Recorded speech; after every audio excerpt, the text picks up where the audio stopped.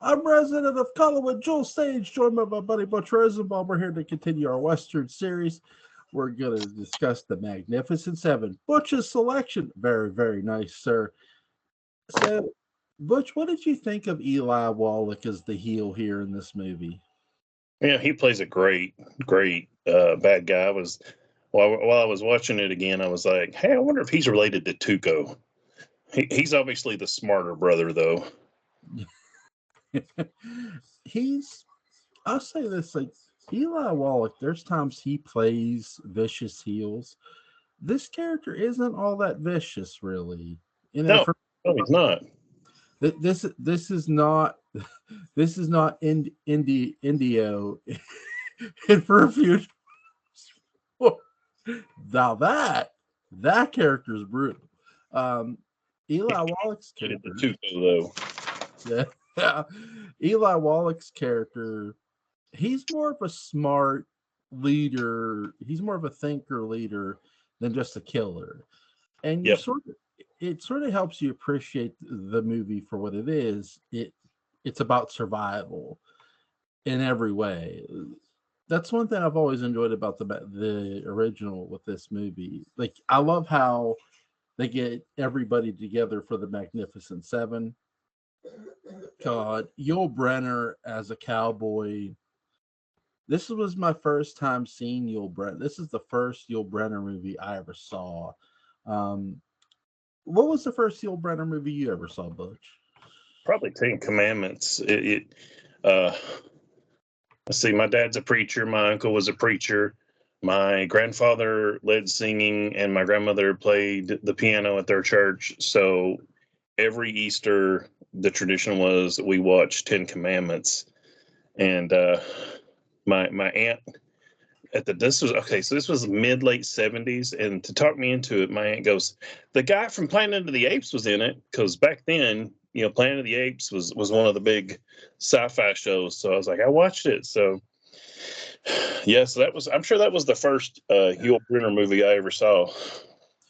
Yeah, I sort of did mine in reverse, because when I was a kid, my grandpa showed me the Magnificent Seven, and when I was going to school, they showed it in Catholic school. They showed us the 10 Commandments, and when I seen Yul Brynner in it, I'm like, hey, that's Yul Brynner from the Magnificent Seven. People are turning to me. My teacher's like, you watched the Magnificent Seven? I was like, yeah, my grandfather showed me a bunch of Westerns.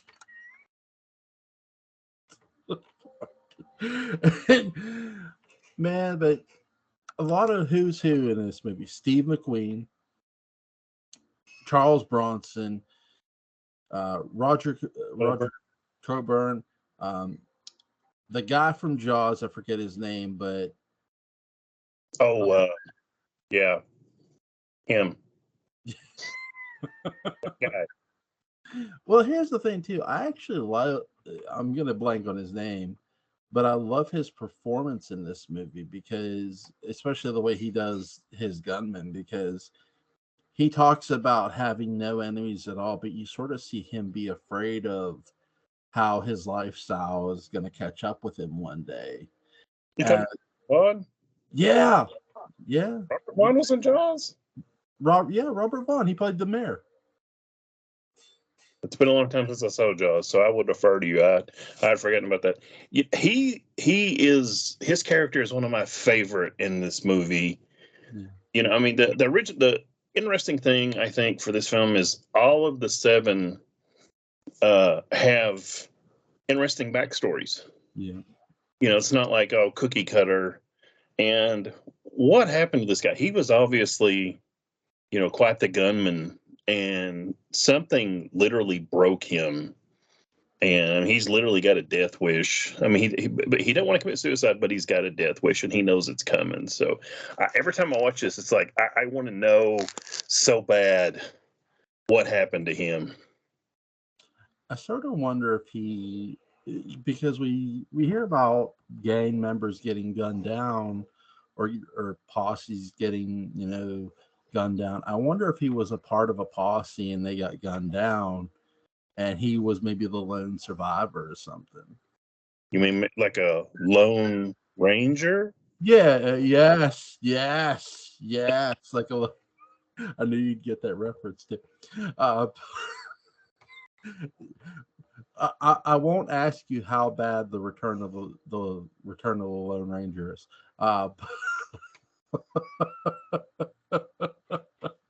But with this movie is not bad. I really enjoyed.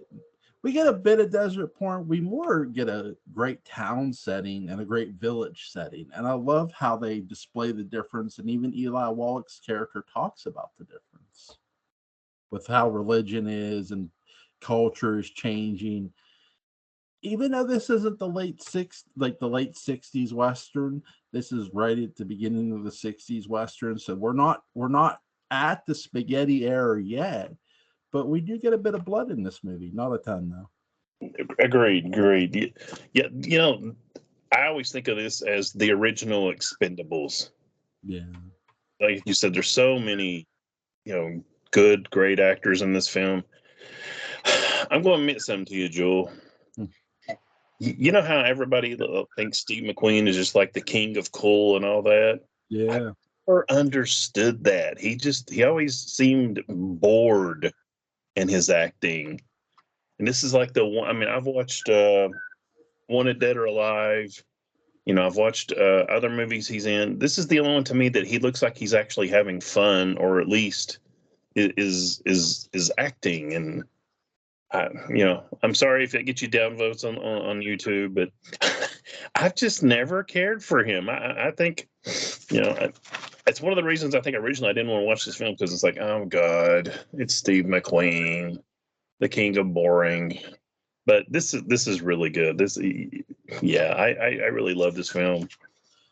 Some of Steve McQueen's roles are more known. I think more bring the cool out of him more so than he's because look, Steve McQueen was a partier as well, as an actor. So that's something we won't fully address here because no, I don't know what kind of parties he attended. I wasn't there, but I wasn't even born yet, for God's sake.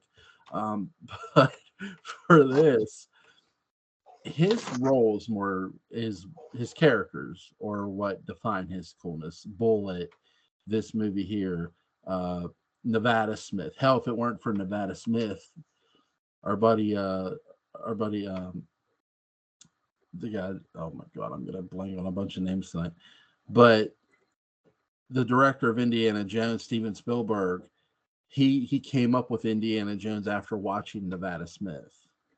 Really? Yeah, I've never heard that. he watched this, and when he heard Nevada Smith, he's like, huh. And so he came up with Indiana Jones because of it.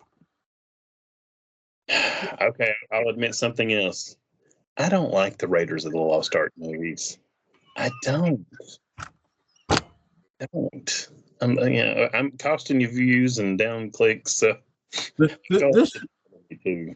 all this just means is who I'm gonna be bringing on for all those three movies? This guy right here, Butch Rosenbalm, my buddy Butch. It's because why should I just endure the Indiana Jones trilogy?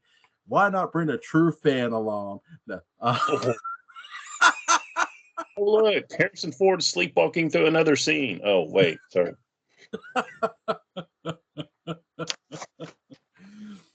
I'll tell you this: as much as I we'll get off topic here, but as much as I love the third film because of Sean Connery, Temple of Doom, Temple of Doom is better than Raiders of the Lost Ark. Have never seen it. Really? I've seen Raiders. I've not seen Temple of Doom. I've seen the third one, whatever it's called, and the most recent one, Crystal Skull, I think's the title. It's Yeah. like Harrison Ford. No, thank you. I'll pass. And I know they're doing another one, and it's like, Yeah. look, how about you kill him at the end of this one? Well, here's the thing: when they lost me with Kingdom of the Crystal Skull, and here's why. When they said Kingdom of the Crystal Skull, my instant thought is, wait, the Phantom? Like from the Phantom? The Phantom protects us. I'm like, wait, are they going to do a cross? That was my thought going into this. I'm like, wait, are we going to get the Phantom meets Indiana Jones? Because that would be awesome. But no, we didn't get that, and I was just annoyed by that movie. No, not because of Shia LaBeouf being in it. I was just annoyed by the movie. So So let's get back on track here. yeah, let's talk some Magnificent Seven for sure. With this, what a cast! What did you think of pretty much an all-star cast? Yeah, here's the thing. You look at the Expendables, and it's all known actors, and they've made their names, and it's just cool seeing them all together. A lot of these guys, I mean, they were stars, or they had been pretty steady acting, but they weren't all big names. And some of them, like Robert Vaughn, I don't know how big of a name he was. I mean, to movie buffs like me and you, and say Patrick McCrae, we know who he is. Yeah. Uh, Well, that's the thing too with this is Steve McQueen. Yeah, the thing I did watch The Blob with him in it, but I can't say The Blob made him a star. no, You know what I mean? name out, so to speak, more than anything. Right. Like with this, I wouldn't. He in fact he doesn't receive top billing. Yul Brynner does, and he should. Eli Wallach gets second, and Steve McQueen is third. I mean, Charles Bronson is right after Steve McQueen. So, and when you look at the order of this movie, so what I mean is in the titles, like when they, and Bronson is not by no means a star yet at all. Mm-hmm. I mean, that's not going to happen in my mind till well later, till 1968, 16/69 when he does Once Upon a Time in the West. Then he arrives. But with this, he's not quite the star. But I think with each actor, with Robert Vaughn, it's not just Yul Brynner, Steve McQueen, Eli Wallach show. No, it's every character gets an opportunity to shine. Every actor, and goddamn, they do. Yeah, they do. They all do. I mean, whether it's like we talked about Robert Vaughn's character arc, or James Coburn. I don't know if I never noticed it, but he'll like stand up, and he's like very robotic, and then he'll sit down. I mean, it's just very. You could argue, it's doing away with unneeded, unnecessary movement or what, but and I love the there's two, there's three, and just and the thing is, they do it just it's. I want to mention something here and try to tie it back in. The theme by Elmer Bernstein, the dun, dun, dun, dun, dun, dun, dun, that when they're recruiting everybody and that's playing in the background, it's just like, man, if you can keep a smile off your face when that's going on, you're having a bad day is all I can say. I mean, I sometimes I just put that scene in just to watch it, just to to make me smile or give me a good feeling. It's great. It's Guy, who is it? Horst Burkholtz. I may be saying his name wrong. He's like, "Come on, Chris. What's the story? The hidden gold. They got diamonds. His own greed kind of traps him into going. It's done so well. Plus the fact this is the first time it's done. I'll tell you. Have you ever seen Battle Beyond the Stars with George Papard and Richard Thomas? No, but I've seen the Seven Samurai. Well, Battle Beyond the Stars. Okay, we've got Seven Samurai, then this, and then Battle Beyond the Stars is the science fiction version. Yeah. And I actually saw that before I saw Magnificent Seven. And I still enjoy kind of watching Battle Beyond the Stars. Though sometimes I go, hey, look, it's John Boy using the spaceship. But anyway, it's smart enough, Battle Beyond the Stars, to do the same thing that Magnificent Seven does and have interesting characters doing something that may not be so interesting, but it helps to tell the story and it helps keep you involved. Now, with that movie to sort of like tie it in with this one, does each character stand out the way like they do in this one? Yeah. Cool. Yeah. I like how, like you said, that like his Yul Brynner's character's friend, he's like, Is there money? He's talking himself into it more than Yul Brynner's character is talking. Which you like. It's when he first meets the three guys from the village. I've got two or three sets of lines, but that's one of the ones I've got written down. And they're offering to him, and he's like, how much? And they're like, we could sell this. This is all we have. And he's like, let me. I wrote it down directly, so I'll make sure I get it right. I've been offered a lot for my work, but never everything. I mean, that's just, it's one of those lines that with one line you learn a lot about one character. Yeah. I think it's hard to do that in movies, and if you can do that well, you're on your way to having a good film. Yeah, Yul Brynner just what you have in this movie is actors that know how to act. They're not trying to be Hollywood stars. They're not trying to be like bigger than one or the other. They're just they're just performing for the audience, and you appreciate it for it from Yul Brynner to Steve McQueen when you when Yul Brenner's character says, "Oh, is that all that's holding this up? I'll do it." It was the stage with the hearse, and then Steve McQueen joins him. It's like he goes, "I've never rode shotgun on a hearse before." Which comes another one of my favorite lines. They're writing that to describe it just a little bit better. They come into town. There's a guy obviously in a hearse who has died, and they're trying to take him to Boot Hill, and the town stops them because is he an Indian? Is that it? Yeah, he's an Indian. I don't want an Indian in Boot Hill. And like you said, Yul Brynner's like, that's all that's holding this up.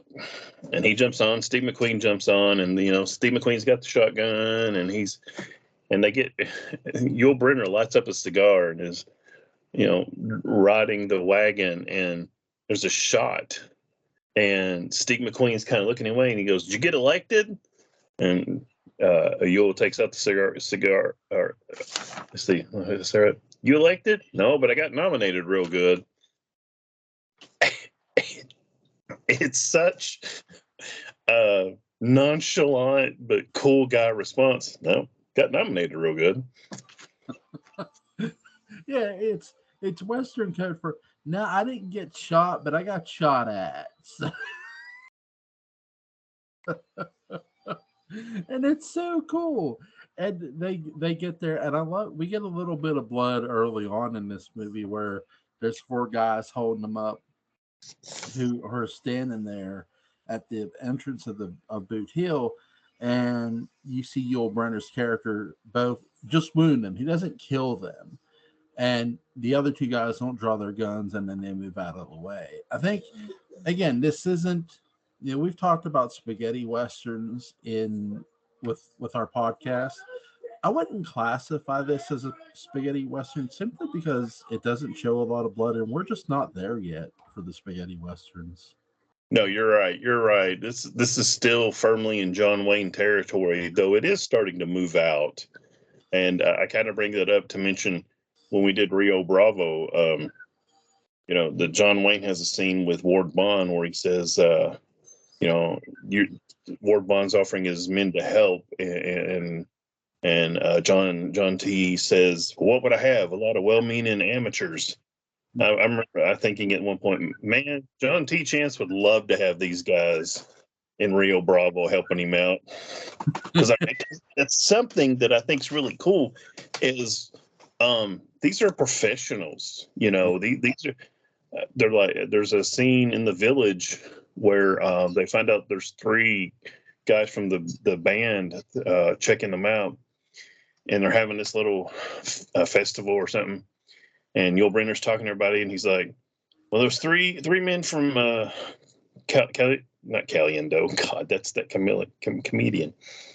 But he goes, "They're going to report back," and then you see Charles Bronson go, "Yeah," and it's instantly understandable. No, they're not going nowhere. And I just think that's cool in ways when you can watch professionals interact. Yeah. And have that shorthand, even if they've never worked together. Yeah, Braun. I love how when the villagers sort of turned on the Magnificent Seven, and they agreed to go back to like let Eli Wallach's character like take food and stuff. But Eli, this is where you sort of see Eli Wallach's character. No, I don't want to kill you. I'm not going to kill you, but you have to leave your guns, because he does not want them having their guns riding out of town, probably just to ride back in and shoot at them. And it shows you how smart his villain. That's where his villainy is really dangerous in this movie. This villain, though he's not sadistic like Indio, he's very smart. And he kind of reminds me of Nelson McLeod in El Dorado. The professional courtesy. Yeah, and it's like he continually, talks to, interacts, pleads almost with Yul Brynner, going, men like us, what are you doing with them? They're sheep. And, if God didn't want them to be sheared, he wouldn't have made them sheep. But he's always talking to, they're at that point when the seven come back and he's Eli Wallach's taking over the village, he could kill them right there. And that would be the end of the film. It'd be a crappy ending, but you're looking at it going, okay, yeah. Unless you want that crappy ending, you're like, okay. And the cool thing, I don't know if it's cool, but they go as far as they want, and then the guys, throw their guns on the ground. They have to get down and get them, but it's professional courtesy. Yeah. It's really cool too, because like you said, it's just like Nelson McLeod from El Dorado. And with this, I love how the villagers, they're the ones, yes, they hire the Magnificent Seven. I love Bronson's he's like, how much does it pay? And they tell him, and it's like, that's not a lot of money. I'm worth a lot more. And then Bronson's character sort of realizes, you know what? That sounds like a lot of money. Yeah, he's busy chopping wood for breakfast. It's not like he's, making a whole lot of money doing whatever it is he's doing. Yeah, he's just there outside chopping wood. I love how that in this movie, what's sort of similar with this movie and the remake is that the Magnificent Seven showed the villagers how to use the rifles and the pistols and the guns. They're training them to sort of defend themselves, which is really cool. It lets you go, well, in a lot of ways, they don't want them to rely on outside gunmen, where we've seen like movies like Warlock, where an outside gunman is relied upon, sort of like Henry Fonda, where in this movie, the Magnificent Seven are making sure, hey, this is your chance to sort of learn how. And then they show them how, because they killed some Eli Wallach's men and took their rifles. Well, also, it's just, it makes tactical sense. Yeah. Let's say there's 100 in Eli Wallach's band, and these guys are good at what they do, but it's not like they outnumber us 4-1. Why are you sitting there? I got my 4. It just makes tactical sense to teach them. Yeah, it does in every way, and it helps, with their advantage, because the villagers do help out with the opening defense of the village along with the Magnificent Seven. And the villagers, the one villager who talked back to Eli Wallach's character, and he tells he's the one that tells the Magnificent Seven, just leave, just go. And I love Eli Wallach's explanation of this. He goes, "You asked them to do too much." Yeah. Here's something I don't understand, and we run into it a lot with these films. Well, by the way, interesting connection. Whit Bissell, the actor at the beginning, who has the hearse, is also in Warlock. He's one of the citizens. But how do these people live in the Old West and not know how to use a gun? Do they not go hunting? Do they, I know these are farmers, and you're going to say, well, they live off the land, but still, they have to at least ward off coyotes or wolves or whatever. Well, do you remember the movie Soldier, where Kurt Russell shows the kid how to kill a snake with a boot? Yeah. Okay, I'm sort of wondering with this that the most these villagers probably run into is a snake, and they have gardening tools to defend themselves with that. That the most they have to kill is maybe small critters or animals, nothing too big. My takeaway has always been with the Magnificent Seven, and no, to be clear, no, they don't explain this, but my takeaway is they live somewhere where there's not big game prey, which in a sense in the Old West is crazy, but It's probably just a Hollywood concept, you know. That's yeah, these guys so bad. It's like, wow, this is kind of a reoccurring theme. The villagers who don't know how to defend themselves. You know, I don't know if I want a film where it's like, well, we just refuse to defend ourselves. It's like, well, no. Did you get the what was it Witness with Harrison Ford where he's hiding with the Amish? Oh, he's a different kind of Amish. yeah, you're right. He's hiding amongst the Amish. What's funny about this is too, it's like, you know what these villagers need?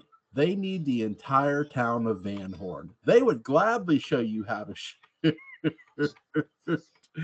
But no, I do like the fact that they're, again, because it's part of the plot too, they're having to rely on outside gunmen. But what the difference with this and Warlock is, your outside gunman, you know what? We're showing you how to shoot because it'll help us too, like you pointed out. And they do help each other, but it comes to a point in time too. It's like, you know what, this was a bad, it's sort of like, we had an idea, but we realized, you know what, we're not really in love with it's sort of like a mix. Some people like the idea now, and some people don't like the idea now.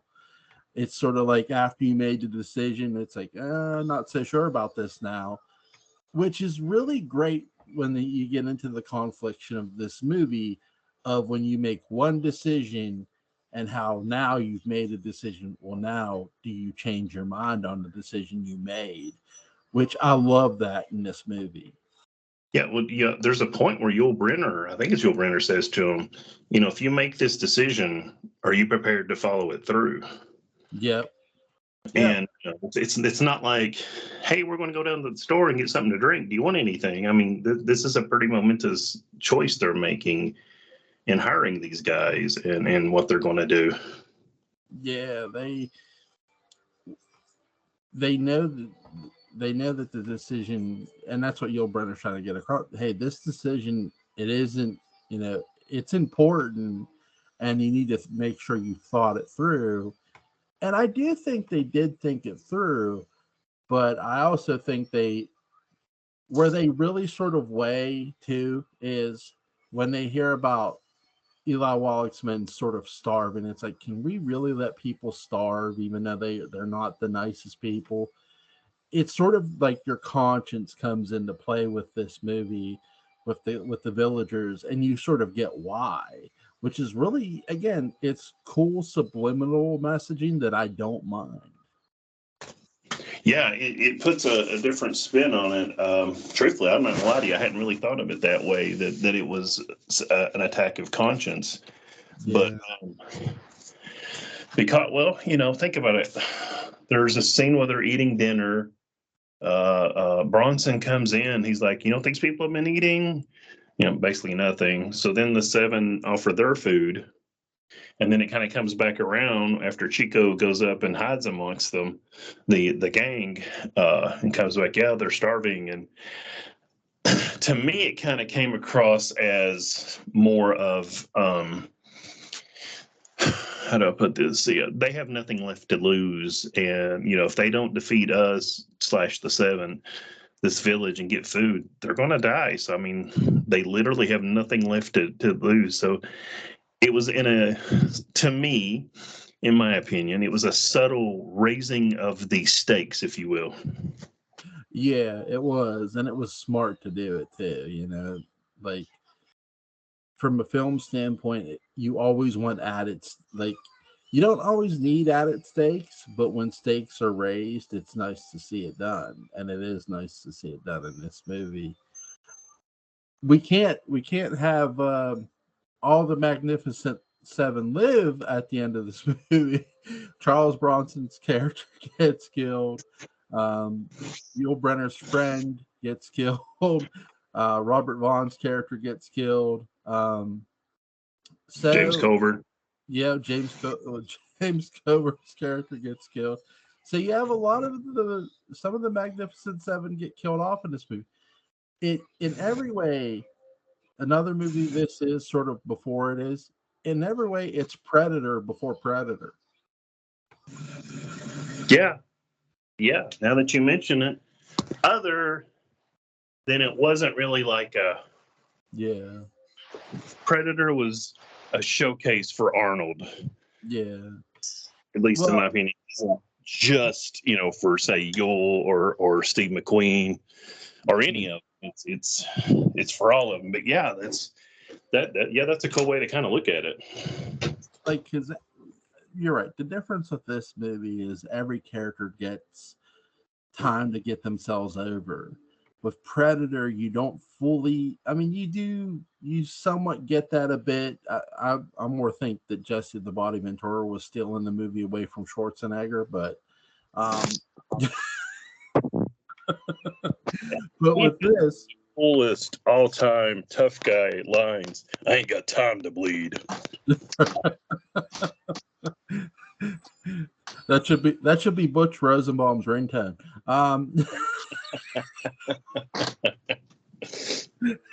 But with this, um, I really like how every character gets time to go over with their characters and sort of weigh the complexity, not just with themselves, but with the villagers. Bronson's character is one of the best with this, Yeah, where the young boys condemn their dads for being cowards, and he grabs one of the boys and spanks him. He goes, your father's not a coward. You think I'm tough because I carry a gun. Well, he has to carry the weight of responsibility. And it's such a great line by Bronson. yeah. That whole scene is just amazing, and Bronson nails it. Yeah. I mean, you really see the range of Bronson in some of the earlier films and some of his later films too. What an really underrated actor Bronson was. What's your favorite Bronson role, Butch? Probably harmonica, though. This one's good. I love harmonica. I'm with you. Harmonica's mine as well.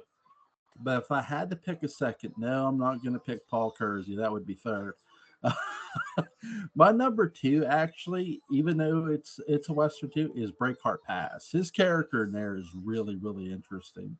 What's the one we watched about the guy on the run in Canada? The name's Death Hunt. Death Hunt. Death Hunt. That character, the movie's okay, but his character is really interesting in that film.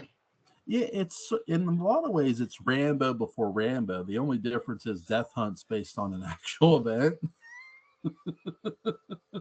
Well, I want to derail it just a little bit more. Have you ever actually read the book First Blood? No. Um, for a movie that's all the for a movie franchise that goes to be all about killing, it's actually kind of anti-killing. And in the book, Rambo it ends with Rambo killing himself.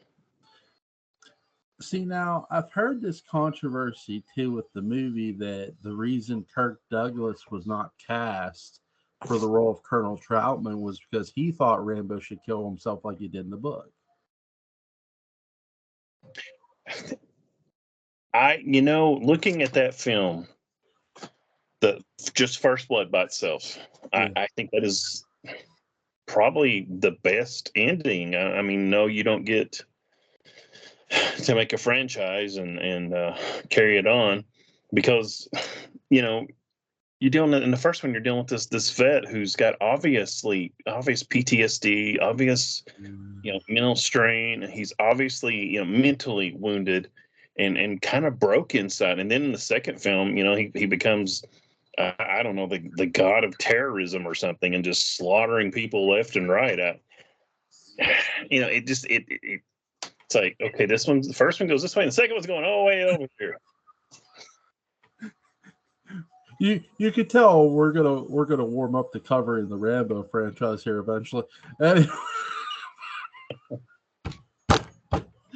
Oh shit! But with the Magnificent Seven, I'm horrible. Freaking the host that will veer you off course right here. This guy. But hey, sometimes I hit the blinker light also, so you're not carrying that burden alone. Like, ooh, kitty cat. Hey, look, it's S for 7.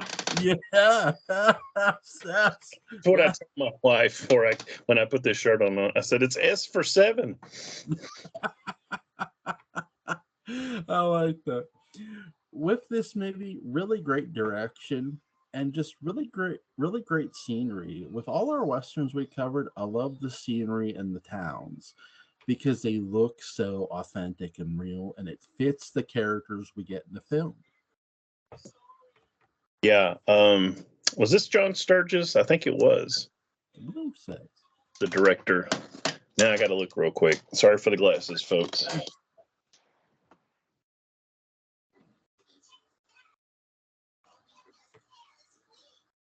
Oh, maybe not. It's produced. It looks like it says produced by John Sturges and directed by William Roberts. That may be my bad glasses here, so don't quote me on that. Yeah, the direction is fantastic.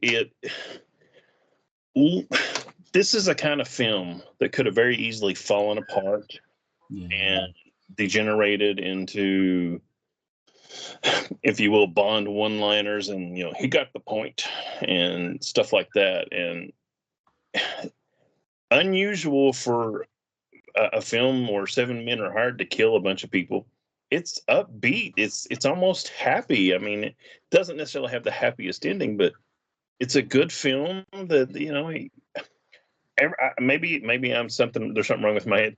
When I finish watching this film, I feel good. I enjoyed it. There's a lot of movies that you watch. It's like it lays on your chest, and you're like, and sometimes I want that. Sometimes I want a film to kick me in the groin or in the stomach and make me go ooh, and have to think about it. This film doesn't. It's just kind of like, oh, okay, we're along for a ride, and maybe it's not a happy ride, but it's a good film that it does make me happy. I'm not gonna lie. There's a lot of killing, and I guess that's kind of weird to say, but to me, it's a happy film. It is. I think the most important thing too with the Magnificent Seven is it's the fact that some of them get killed off, because we've always talked about with westerns that a lot of the characters know the consequences of their decisions. Well, so do the Magnificent Seven, and we know, hey, with actions generally come consequences, and same thing with this movie, which westerns always seem to fit in very, very nicely. Now, are there westerns that don't have consequences?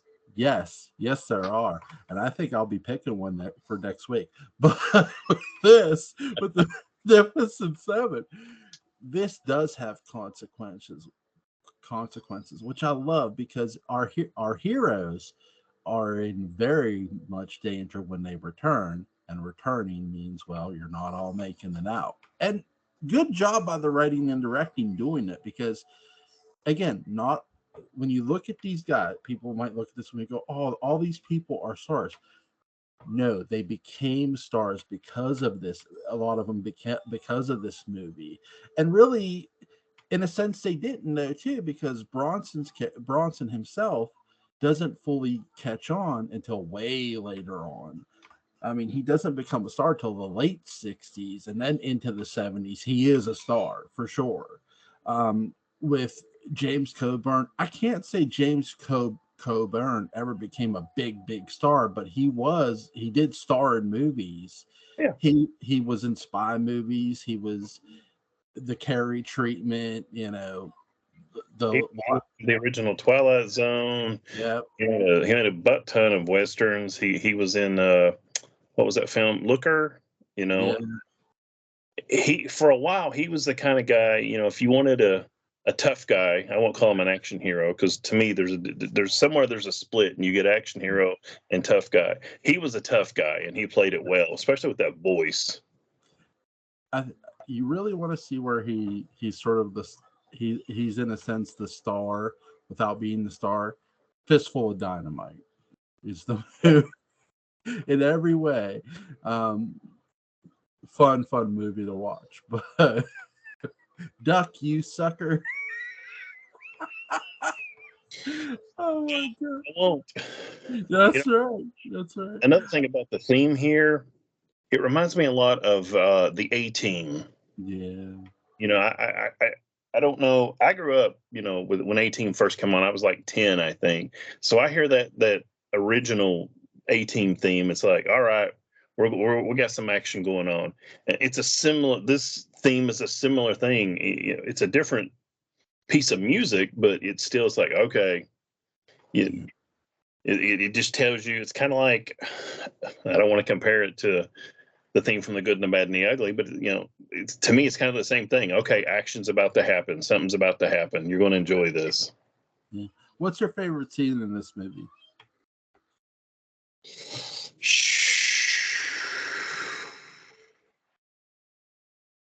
It's probably, nah.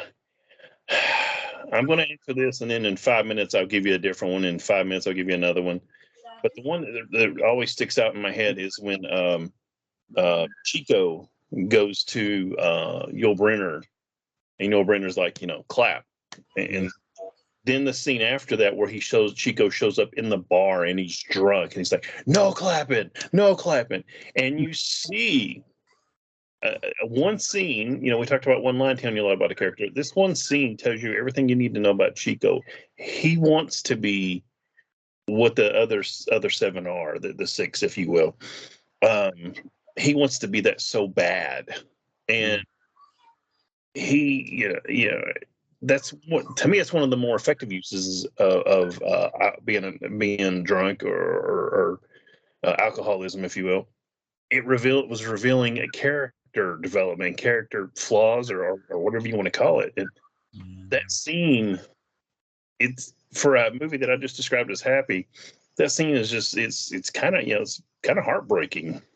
You feel for him so much. He doesn't want to be a farmer.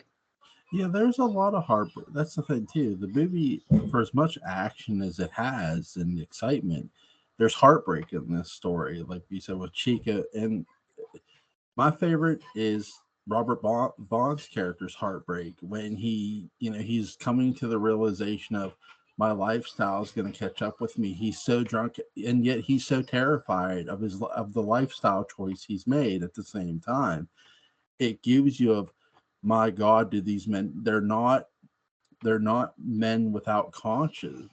They're very aware of what the choices they have made and the choice they have made now. One thing that it really keeps coming back to me every time I watch this, they're all pretty cynical. Yep. Except for Chico, of course. And you can see it. And that whole scene with the no homes, no wives, none, children, none. These guys know what they are. I mean, they're nice killers, I guess, nice assassins, or whatever, however you want to phrase it. But they know what they are, and they've come to accept it. And they're kind of, in a way, warning Chico against it, because he's like, no, man, I want to take my gun, I want to be like you. And he's like, no, you don't. No, you don't. Every one of these assassins failed the Butch Rosenbalm school of assassination. That's what they did. No. They didn't. Hey, there's 7 versus 100. I mean, that's true. And here, okay, 5 minutes later, my favorite scene is there at the end when the villagers are just dragging the bad guys down and beating them with shovels and machetes and everything, and it's just like, what's that line? Till sheep become like lions, or something like that. I mean, you know, they're willing to defend their territory. You know, they just for lack of a better term, they didn't know how. And it's like, you know, we'll use what we got. It comes down to with our village. I want to say village victims, but our villagers is what do you want to do for freedom? What would you pay for freedom?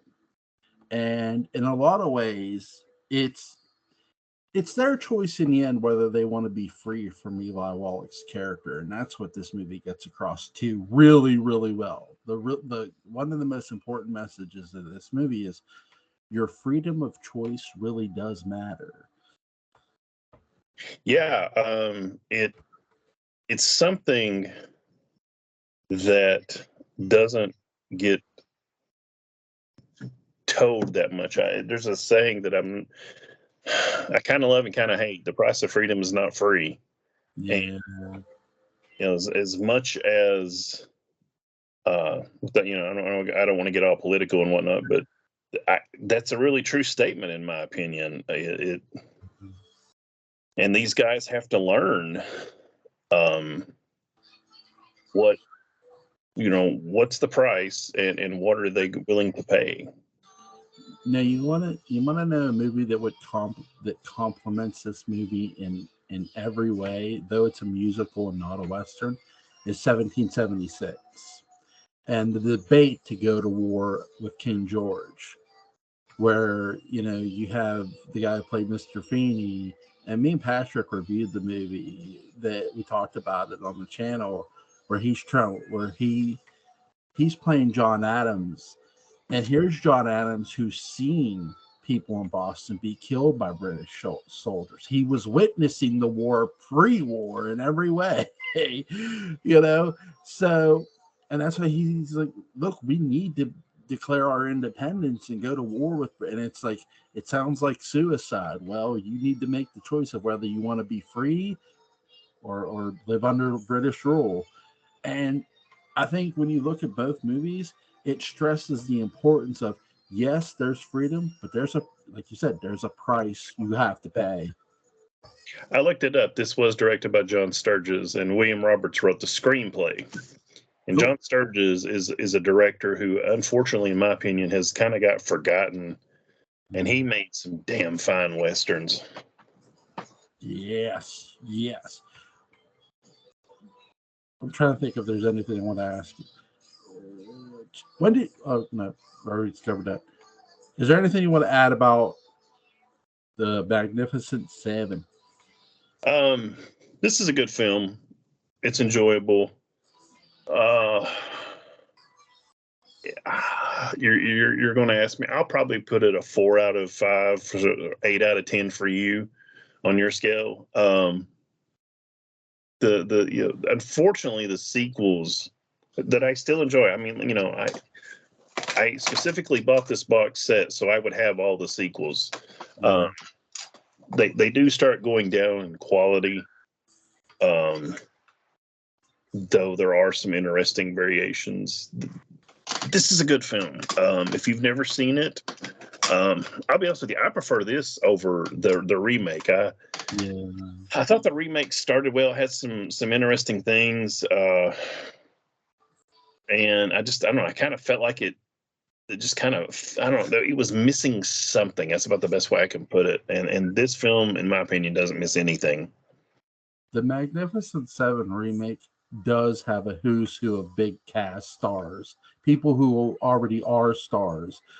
Denzel Washington, Chris Pratt, Ethan Hawke, for God's sake. It's like, my God. Like, and don't get me wrong, I love those actors, but it's like, you're sort of missing the point of the original when you already cast people who are already stars.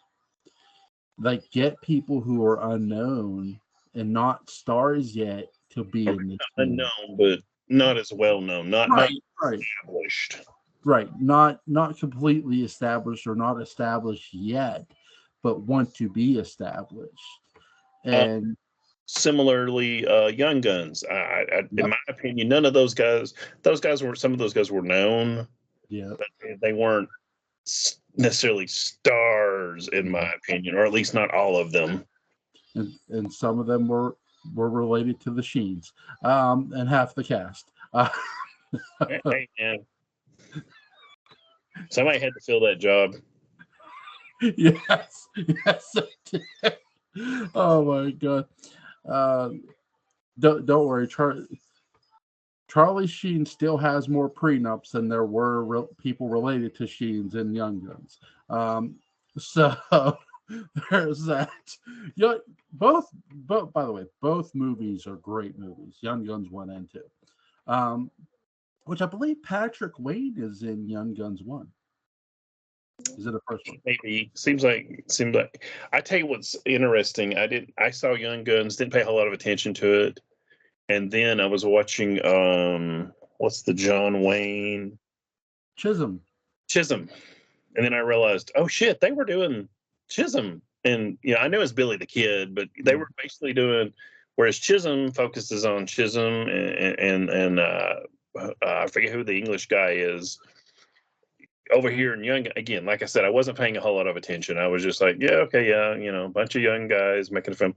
And you see it from a different point of view. And so I went back and watched Young Guns and enjoyed it a lot more. Henry Tunstall, that was the English guy, the real guy, played by Terrence Stamp in Young Guns. But it I went back and watched it, and I was like, oh, I like this a whole lot more, just because I had a little bit more frame of reference. Yes, and Tunstall in real life was brutally murdered. The movies get that quite accurately. It doesn't get any more murder than that. But with the Magnificent Seven, yep, you guys must score 8 out of 10.